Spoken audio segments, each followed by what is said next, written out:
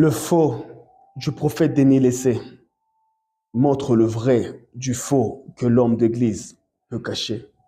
Le vrai de Papa Denis Lessé a fait du vrai, de notre compréhension usuelle, un faux constaté, maquillé par chacun ses pratiques et ses rituels.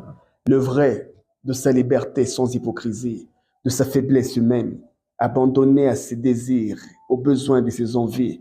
Oui, ce vrai de sa mauvaise image qu'il redonne, méconnu de ses souvenirs, méconnaissable, devenu inconnu de ceux qui l'ont vraiment connu, nous renvoie au faux de l'apparence bonne, que beaucoup se peignent derrière des masques de piété, ou somnolent des scandales qui chaque fois, quand le temps les réveille, viennent dénigrer et humilier le sacré.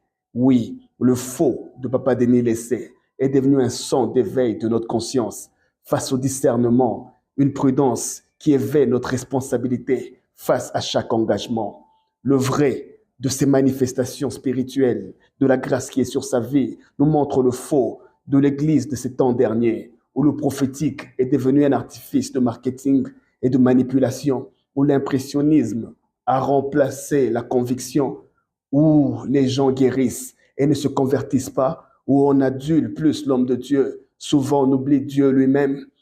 Oui, le faux de Papa Denis Lessé, tout ce dont de lui on peut se plaindre, dans les mœurs, sa représentation morale, la légèreté dans ses propos, la mauvaise image qu'il véhicule, tout ce qu'on peut considérer comme son manque de responsabilité, c'est juste un condensé vrai de tout ce qui se cache derrière le culte, après le semblant de la chair, des haines, des rapines, des guéguerres, des escroqueries, des méchancetés, des empoisonnements, des conflits, des abus sexuels même, du mercantilisme, de l'impudicité, qui depuis un temps infecte le milieu chrétien. Et aux yeux de Dieu, ça sonne comme une insulte.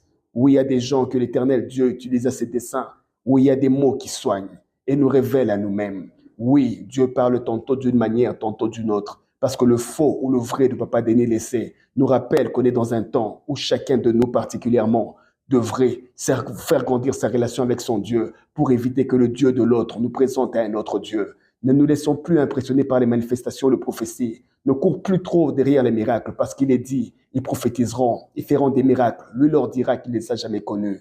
Donc le faux ou le vrai de Papa Denis Lessé est un langage de responsabilité spirituelle pour qu'on apprenne plus à trouver Dieu dans la simplicité et la sincérité de nos cœurs.